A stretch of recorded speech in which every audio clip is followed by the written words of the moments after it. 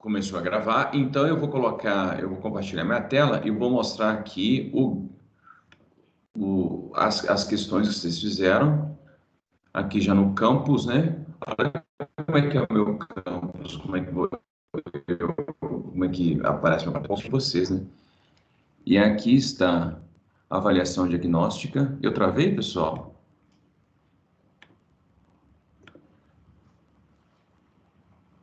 Dia de matar, não sei se vou participar desse tipo, porque agora tem diagnóstico de português. Sem problema, tá bom. Tem problema não. Ah, vai começar agora. Ué, você está diagnóstico agora cedinho de português? De produção de texto, né? Por produção de texto. Tem problema não.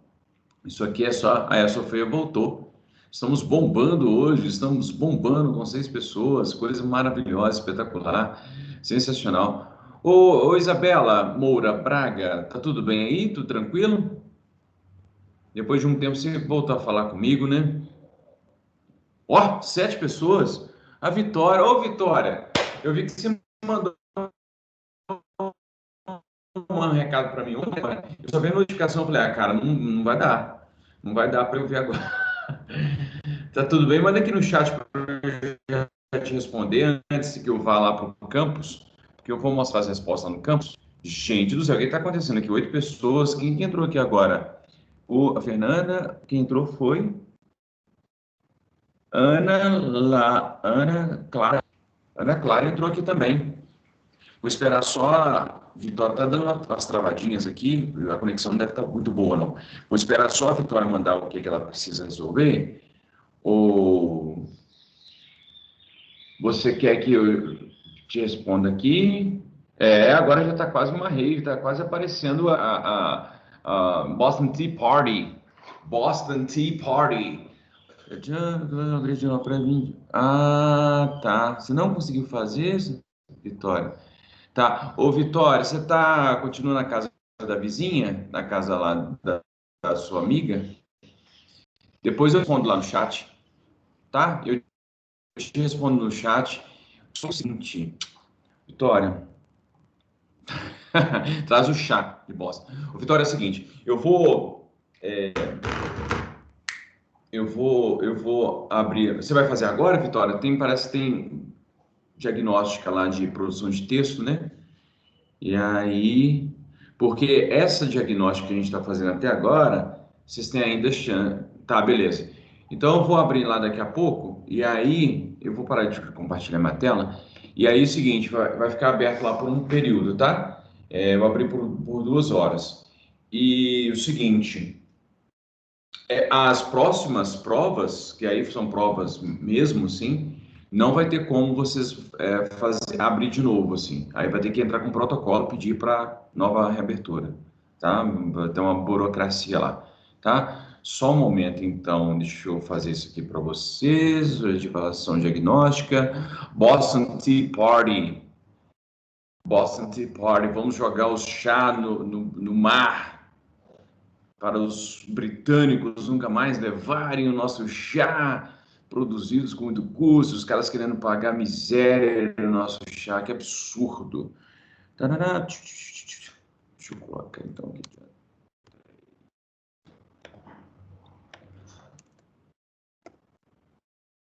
Que absurdo os caras, cara. Deixa eu ver. Ô, Vitória, dá uma olhada lá. Oi, gente, 9 pessoas. Batemos todos os nossos recordes mundiais. Que sensacional! Ô, Vitória, dá uma olhada lá e aí você me manda no chat falando se deu certo. Fala assim, deu certo, não deu certo, tá?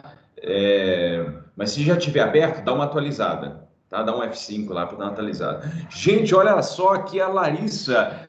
Seja bem-vinda, Larissa. Estamos fazendo uma festa aqui e gostaríamos de saber o que você pode trazer. O Matheus está trazendo as bebidas, obviamente que não é chá, né? A gente vai estar relembrando a Boston Tea Party, a festa do chá de Boston. E valeu, beleza, Vitória. E então, as outras pessoas trouxeram salgadinhos. E aí a gente quer saber, Larissa, o que você pode trazer para a nossa festa, já que a Isabela já. Nós, Isabela. Antigamente, a gente até podia falar mais coisas, assim, hoje a gente não pode falar mais nada, viu, Isabela? Mas é por aí mesmo. Bem, eu vou assistir o plantão do Edinho. Beleza, então vamos lá. Vamos assistir o plantão. Eu vou corrigir primeiro as questões. Pode ser, Larissa. Gente, vocês têm algo que o negócio aqui bombou hoje com 9 pessoas. Vocês têm alguma pergunta para eu responder? Ou vocês querem que. Ou eu posso meter bronca aqui com a minha proposta? Minha proposta é o seguinte: eu vou corrigir as 2 questões abertas que estão lá no campus, a questão da diagnóstica, e depois vamos falar de Dom Pedro II. Vamos falar a trivialidade sobre a vida de Dom Pedro II, que é a mais legal de tudo. Então, beleza, Larissa? Então vamos lá. Larissa, você é de. Qual a Larissa? Larissa da turma do oitavo C? Agora eu já perdi a referência. Deixa eu compartilhar aqui minha tela, então. O áudio do sistema. Do D. Ixi, já. Eu tô bom, né? Tô excelente. Moçada, então deixa eu abrir aqui a questão 9. Leia o texto e analise a imagem apresentados a seguir.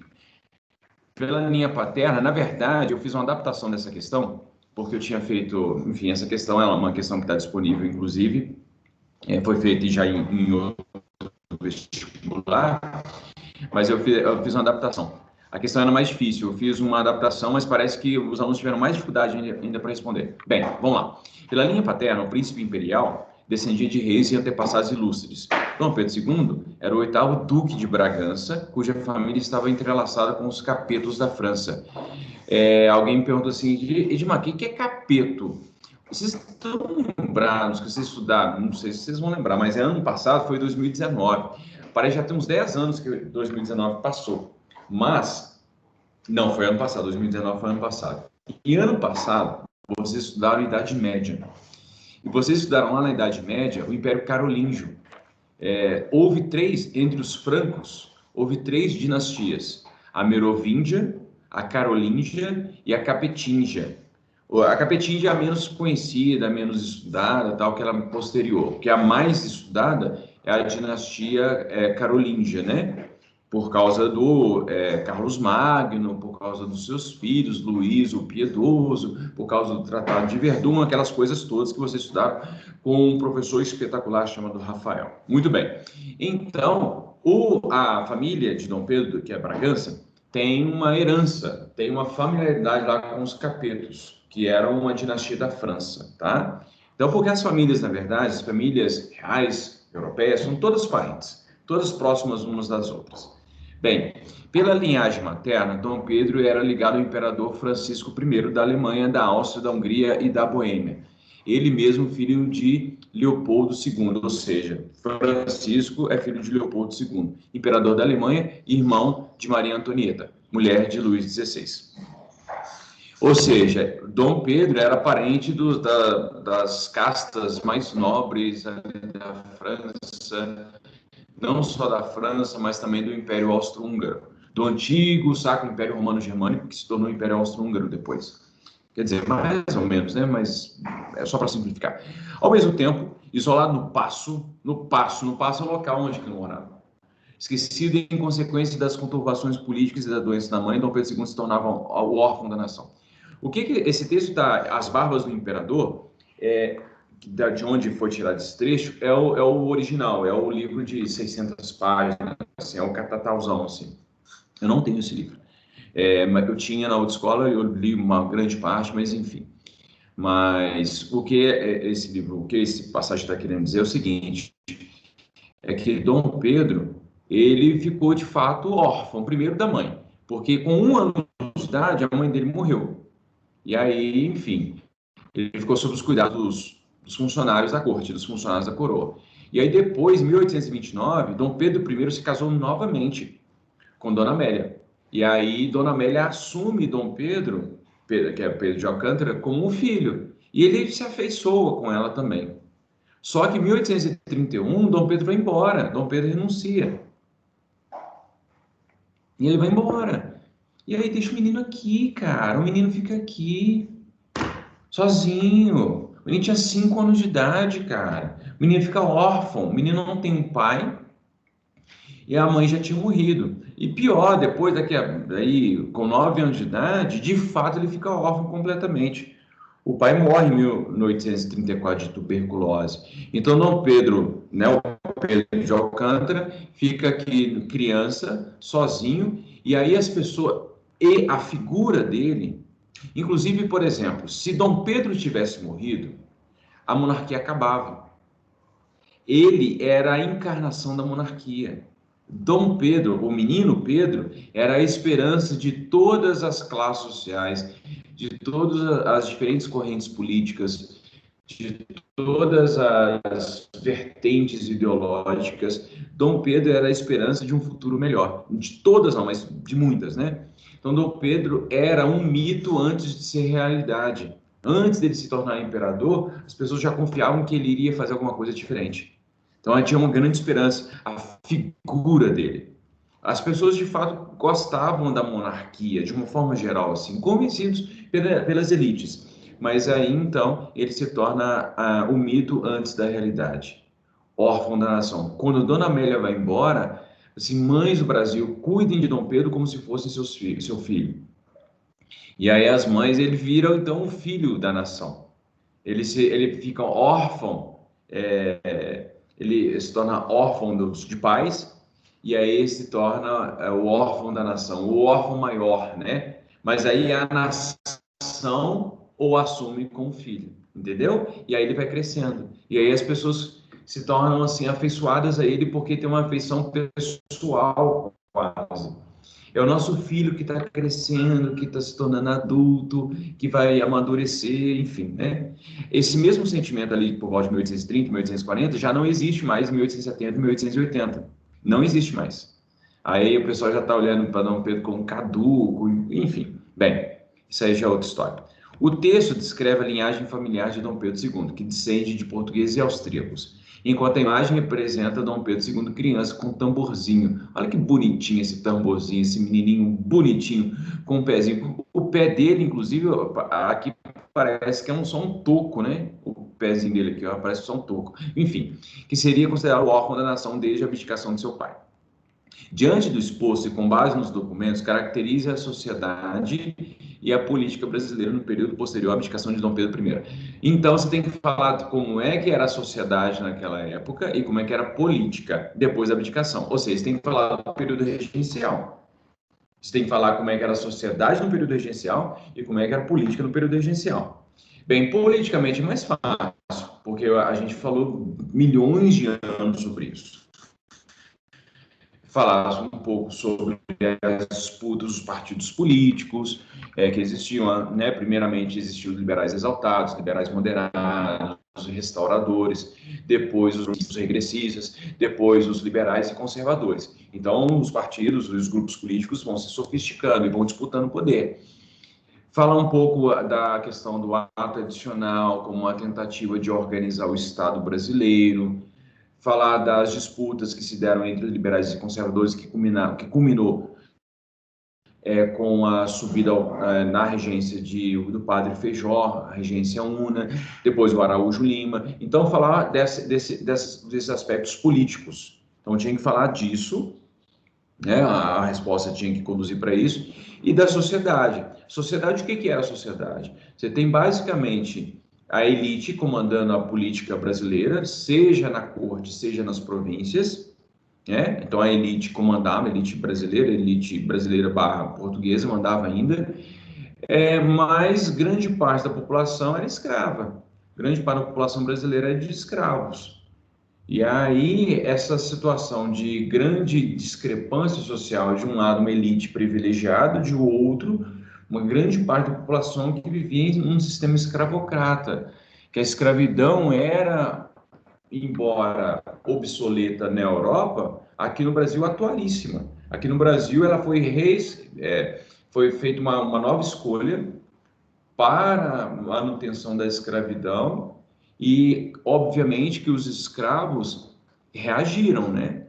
Porque o tratamento era muito ruim, enfim, então fizeram várias rebeliões. Então, socialmente, você tinha que falar das rebeliões, tinha que falar das questões dos escravos, da pobreza que grande parte da população brasileira vivia, os brancos pobres não tinham os mesmos privilégios que os brancos ricos, porque tinha a questão do voto censitário, então só a elite que participava, o branco pobre não participava. Aliás, havia uma disputa de empregos, inclusive entre os brancos pobres e os escravos de uma forma geral.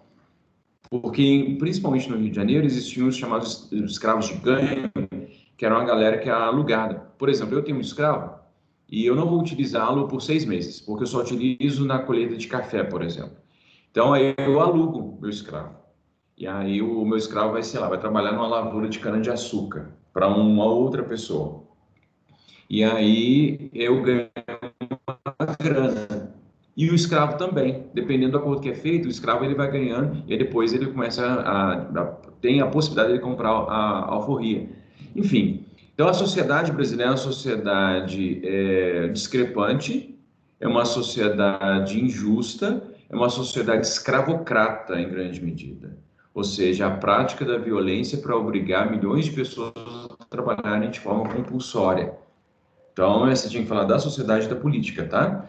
Só falar da política não basta, tinha que falar da sociedade também. Então, quem falou da política só vai ganhar uma parte da questão. Quem falar só da sociedade também vai ganhar. Tem que falar das duas coisas, beleza? E eu pedi para caracterizar. Então, você tem que colocar pelo menos ali umas duas, três características. Beleza? Bem, a questão 10. Leia o trecho. O 7 de abril de 1831, ou seja, a data da renúncia de Dom Pedro, mais do que o 7 de setembro de 1822, representou a verdadeira independência nacional, o início do governo do país por si mesmo. A coroa agora representada apenas pela figura quase simbólica de uma criança de 5 anos. Essa questão aqui, na verdade, pessoal, é uma continuidade da outra questão, tá? Eu vou explicar por quê.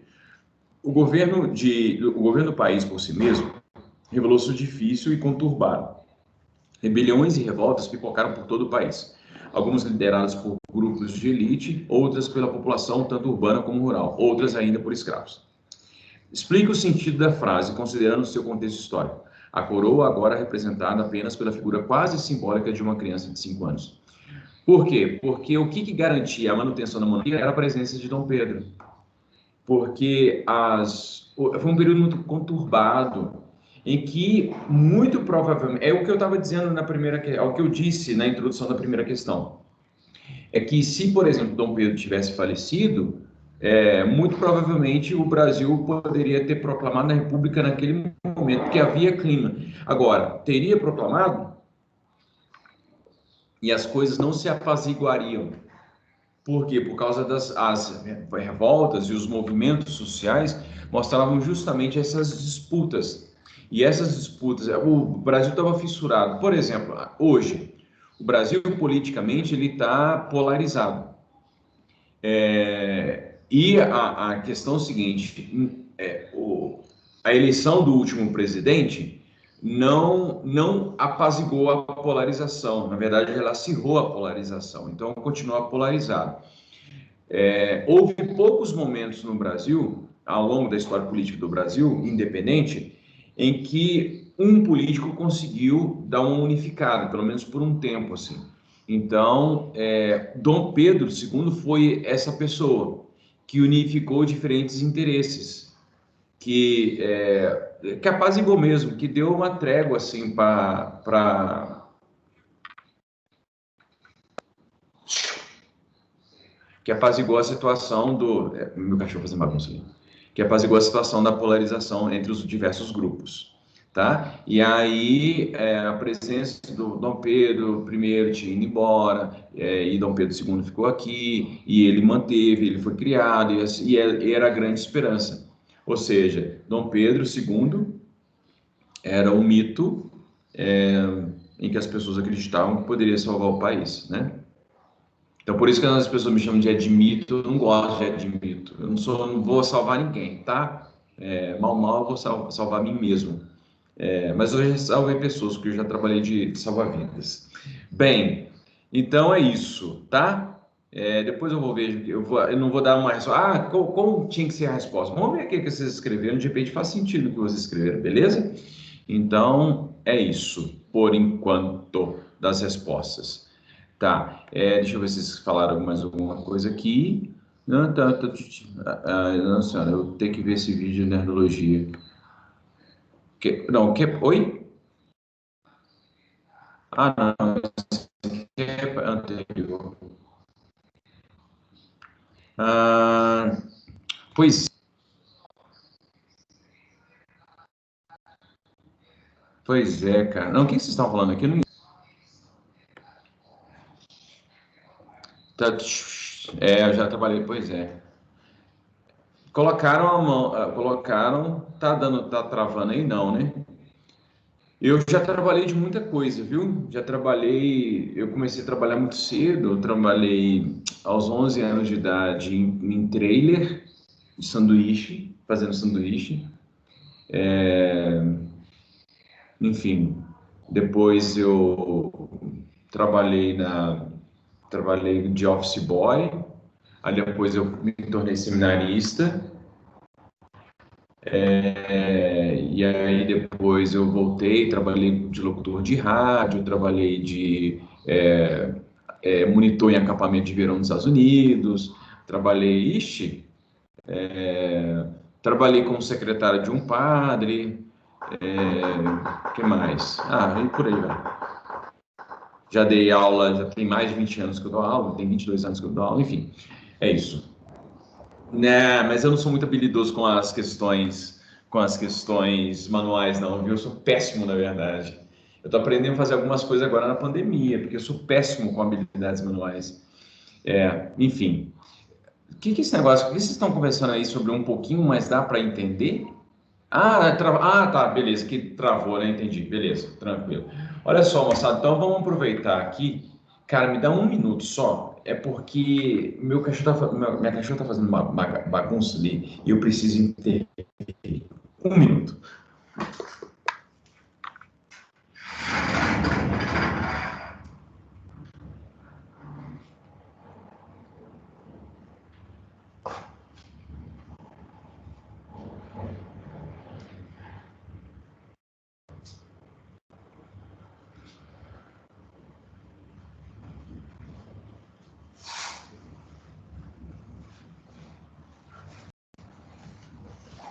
Pronto, já voltei.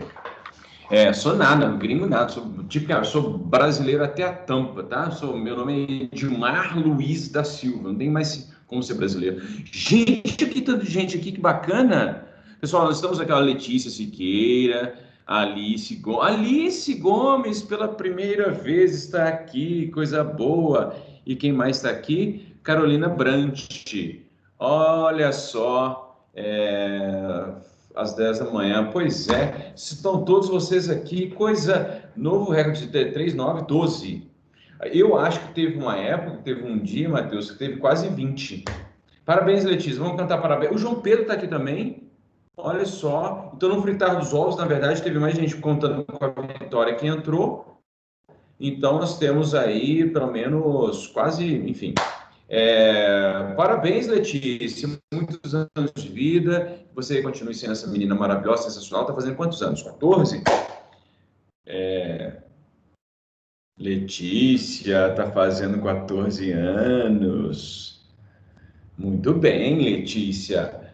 Pois é, tal como Letícia está fazendo aniversário, Dom Pedro também já fez muitos aniversários na vida, né? Manda lá, fala assim com a galera, vamos cantar, fala pra galera entrar pra gente cantar parabéns pra você, pra Letícia. Fala assim, vamos galera, vamos cantar parabéns pra Letícia, vamos fazer uma rave, fazer uma festa. Aí, tá vendo? Faz sentido aquela festa que a gente falou que ia fazer. A gente faz a festa agora para Letícia. E aí cada um traz um negocinho. Eu já tô aqui com minha bebida, meu café. Enfim, se entra mais gente, depois a gente canta parabéns para você, para Letícia. Pessoal, olha só, então eu já falei das questões a respeito da análise da prova, né? E aí agora eu vou falar mais especificamente sobre o governo de Dom Pedro II. Eu vou falar de algumas questões bem genéricas, assim, que não vão interferir, não vai dar spoiler da aula, enfim, é só para a gente entender de uma forma geral. Bem, eu já disse na última aula que Dom Pedro foi o cara que mais tempo governou, passou no governo do Brasil. O cara ficou 49 anos, no final das contas, assumiu com 14 anos. Ele, efetivamente, ele assumiu só com 15, tá? 16 anos incompletos. Mas ele, com 14 anos, já foi aclamado como imperador. Na verdade, ele havia sido aclamado imperador já aos 5 anos.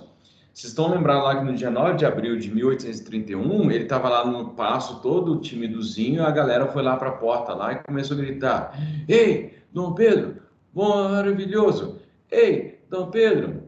Enfim, mito, mito. Não, mito é outra coisa, mas enfim. Aí, aliás, eu tenho um pavor disso. Mas enfim, de qualquer modo, então, a galera já tinha aclamado ele como imperador. Mas efetivamente, com uma espécie de cerimônia e tal, e os políticos os mais diversos começam a chamá-lo de imperador ali, festejam Dom Pedro como imperador ali em 1830, 1840, tá? E aí ele é coroado em 1841, no dia 18 de julho de 1841, ele é coroado como imperador.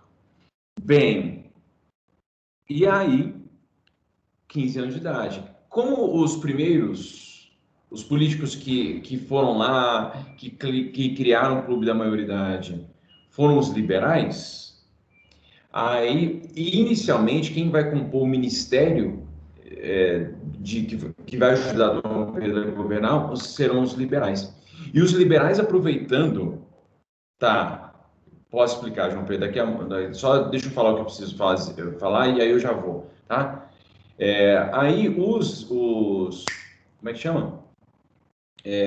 Os liberais que estavam comandando ali o ministério, eles vão comandar as eleições. Essas eleições legislativas de 1842, comandadas ali pelos liberais, serão conhecidas como eleições do cacete. Por quê? Porque o voto era aberto, o voto era declarado. E aí, como o voto era declarado, as pessoas tinham que.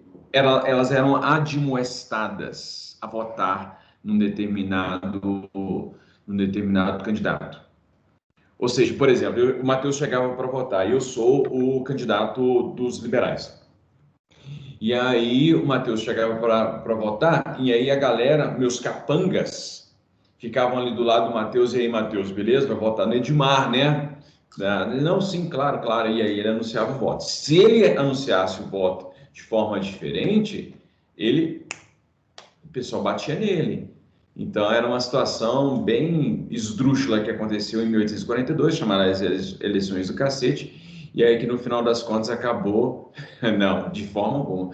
E aí, aí depois, no final das contas, quem ganhou essas eleições legislativas foram os liberais, de uma forma geral. E aí, durante todo o segundo reinado, vai haver uma forte disputa entre liberais e conservadores, disputando ali quem vai prevalecer no parlamento e também no ministério de Dom Pedro. Né? Vai ter um grupo de ministros ali que Dom Pedro vai nomear. O que é muito interessante é porque Dom Pedro é o cara que nomeava o primeiro-ministro. Não era o parlamento que nomeava o primeiro-ministro, mas Dom Pedro que nomeava. Então vai ter ali um bagunça ali, ó. Comendo plástico lá. E aí, enfim, eu estava dizendo que o parlamentarismo no Brasil ele foi muito estranho, porque nós tínhamos uma monarquia parlamentar, né, uma monarquia parlamentarista. E aí, só que quem que nomeava o primeiro-ministro não era o parlamento, mas Dom Pedro. Então era um parlamentarismo às avessas. Bem, deixa eu mostrar aqui então, deixa eu compartilhar minha tela para explicar, porque o João Pedro pediu para explicar as questões 3 e 4, beleza.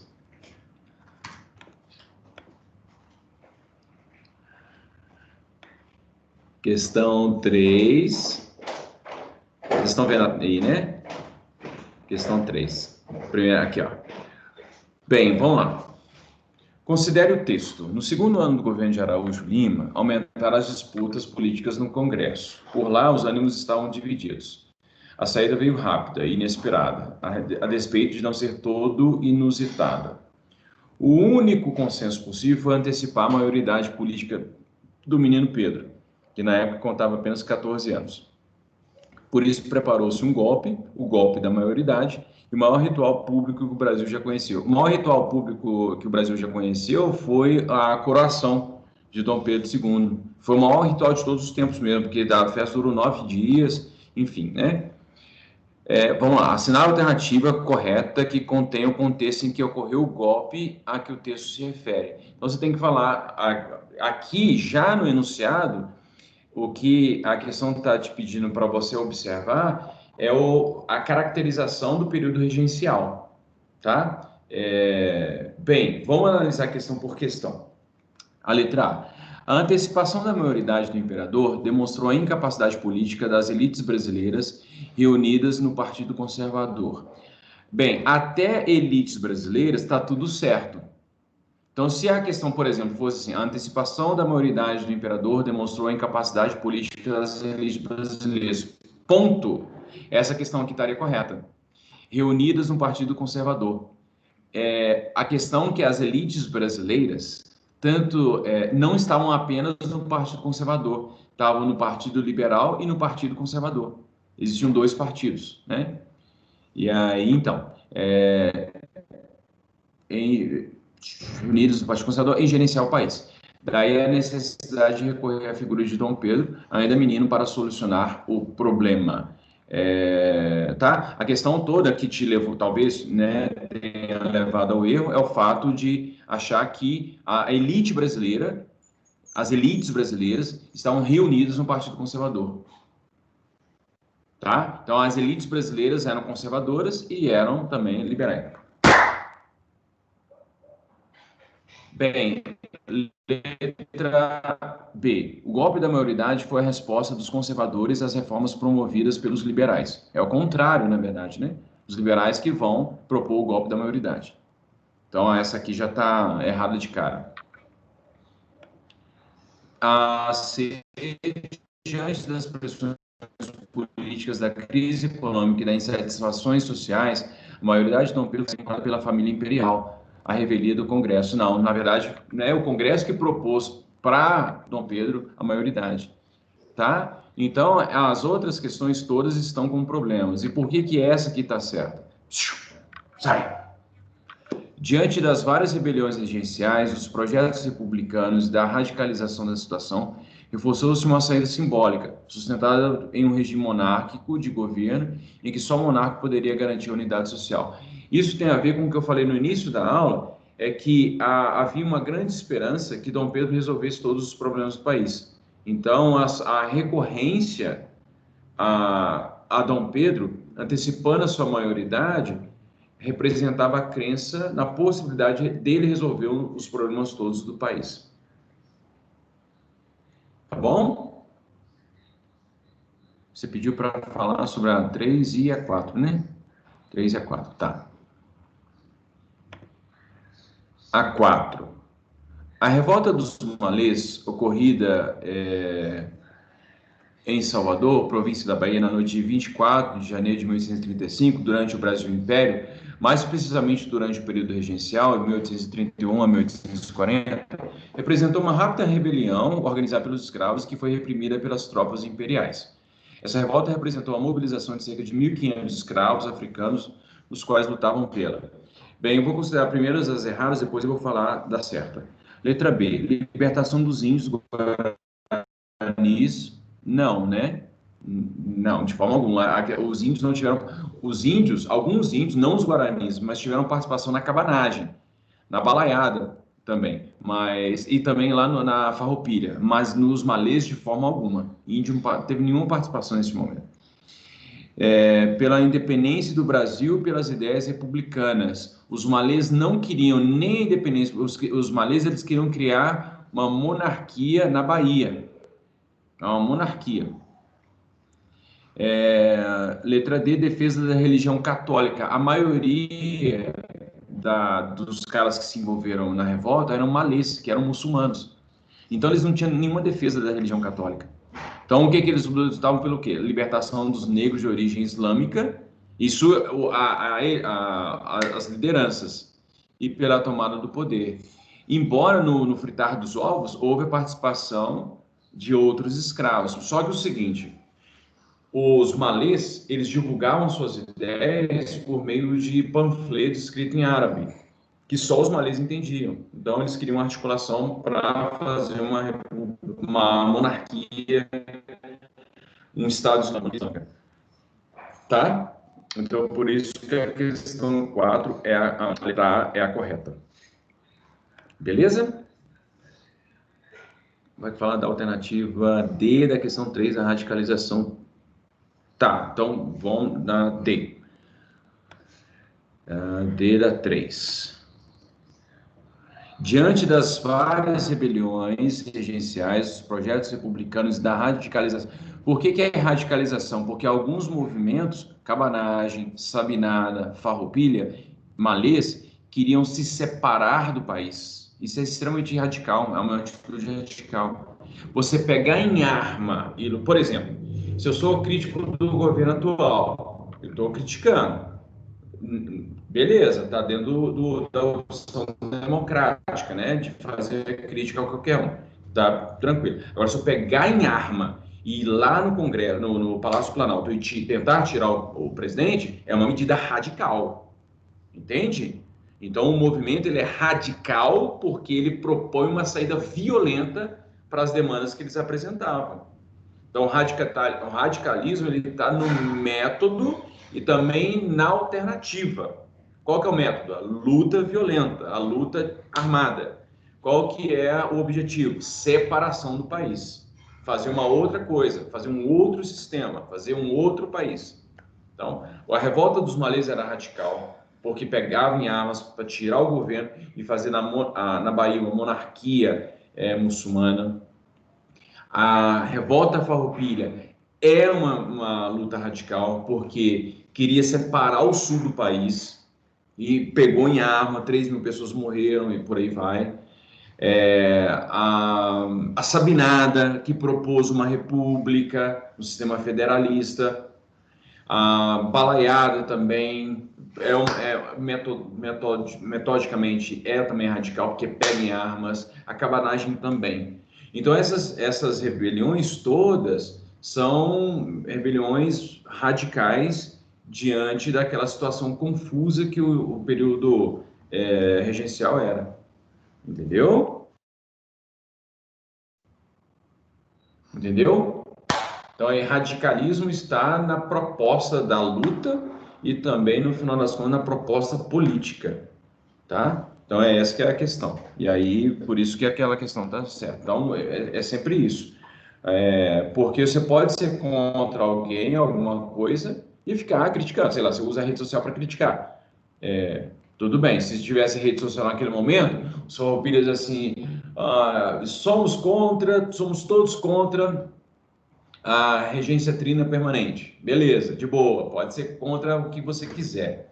Mas os caras pegarem arma, lutarem, 3 mil pessoas morrerem, 30 mil pessoas lá no Pará, 2 mil pessoas na Bahia, na Sabinada, dezenas de pessoas morrerem nos Malês. Enfim, eu sempre esqueço a quantidade de gente que morreu na Balaiada. Enfim, aqui em Minas Gerais teve uma revolta chamada Revolta das Carrancas, em que os caras fizeram uma revolta meio que espontânea e aí eles mataram seus donos. Saíram, cara, deram uma louca assim, mataram os donos, estupraram as mulheres e depois mataram as crianças. Enfim, e por causa dessa revolta das Carrancas, que aconteceu aqui em Minas Gerais, é que se aprovou um novo Código Criminal, dando a prerrogativa, dando autonomia para os tribunais locais para julgarem os criminosos. E aí, os criminosos, né, desse tipo, eram condenados à forca, eles eram enforcados. No Brasil existia, eu disse isso na correção do exercício, do vídeo que eu coloquei na terça-feira, que existia pena de morte no Brasil naquele momento, não sei se eu disse para vocês, enfim, mas existia pena de morte, e o Carrasco, tem um Carrasco que eu também esqueci o nome dele, que era ex-escravo, que era escravo na verdade, mas a função dele era ficar enforcando as outras pessoas. Dizem que ele não conseguia dormir e ele ficava ouvindo as pessoas, o grito da pessoa quando era enforcada. Enfim, nós no Brasil houve muitas execuções, né, durante o segundo reinado principalmente. O segundo reinado ele começa com uma grande alegria, com um grande otimismo, e o Brasil vai bombar mesmo, cara. O Brasil vai bombar assim, durante as décadas de 40, 50, 60. O negócio vai ficar bacana aqui. A partir da década de 70 que o negócio começa a ficar mais avacalhado. O preço do café começa a baixar, a riqueza começa a titubear, o Brasil entra numa guerra contra o Paraguai, então as coisas começam a ficar meio complicadas. Dom Pedro começa a envelhecer, as pessoas começam a desconfiar, não queriam uma mulher como rainha, não gostavam do esposo da princesa Isabel, já pronunciavam que Dom Pedro logo ia morrer. E aí, depois, quando viram que a princesa Isabel, que não gostava de política, ela acabou, no final das contas, enfim, né? Por isso que a monarquia, dentre outros motivos, a monarquia também foi deposta por causa disso, porque eles não queriam que a princesa Isabel assumisse o trono. Mas as coisas foram complicando, economicamente a situação foi ficando cada vez pior, né? Em 1850 nós tínhamos tido um surto industrial, um pequeno surto industrial no Brasil, com a chamada Era Mauá. Cara, se o Brasil tivesse investido mais na industrialização naquele momento, nós teríamos quase 200 anos de industrialização. Então nós teríamos saído à frente de muitas coisas. E aí a gente poderia estar em outro patamar. Mas, enfim, não estamos, né? Nós tivemos algumas chances ali, mesmo assim. Os países, por exemplo, pega a França em 1850, a França está em guerra, a França toda bagunçada. A França vai enfrentar a guerra em 1850, depois em 1870 e tal. E aqui o Brasil, de boa, assim, o Brasil não vai ter muitas revoltas. Vai ter uma revolta em 1848, em Pernambuco, e depois vai ficar de boa, bem de boa mesmo. Só que aí, a partir de 1870, na verdade, desde 1850, a pressão da Inglaterra para a abolição da escravidão fica cada vez pior, porque a Inglaterra queria que o mercado brasileiro se abrisse, que os escravos consumissem seus produtos. E aí, tendo essa quantidade de escravo que não ia ser consumidor. Então, a Inglaterra começou a pressionar o Brasil para abolir a escravidão. Mas o Brasil só foi protelar. Aí, beleza, em 1850, o Brasil aprova a Lei Eusébio de Queiroz, que era para proibir o tráfico negreiro. Aí a galera, beleza, não, agora vai rolar. Aí, em 1851, a Lei do Ventre Livre. 1885, a Lei do Sexagenário. Só em 1888, um ano antes do golpe, né, da proclamação da República, é que o Brasil vai abolir definitivamente a escravidão. E vai abolir a escravidão jogando os escravos à própria sorte, os ex-escravizados, né, à sua própria sorte. Tipo, não foi feita nenhuma política para tentar integrar aqueles ex-escravizados à sociedade brasileira. E como eles não fizeram nenhuma política, o que aconteceu? Milhões de pessoas foram jogados por aí à sua própria sorte, sem condições, sem estrutura, sem formação, sem, enfim. E aí, para quem sem terra, para quem é dada essas oportunidades que não, ao mesmo tempo que não vão ser dadas as oportunidades para os negros, essas oportunidades serão dadas para quem? Para os estrangeiros. Quais estrangeiros? Alemães, italianos, que são incentivados a virem para cá, para o quê? Para branquear a população brasileira. Houve uma política de branqueamento da população. Exatamente isso. Branquear a população. né? Porque os escravos, eles não acreditavam que os ex-escravizados, eles não acreditavam que eles poderiam fazer do país uma grande nação. Então, é uma política essencialmente e fundamentalmente racista que foi feita aqui no Brasil.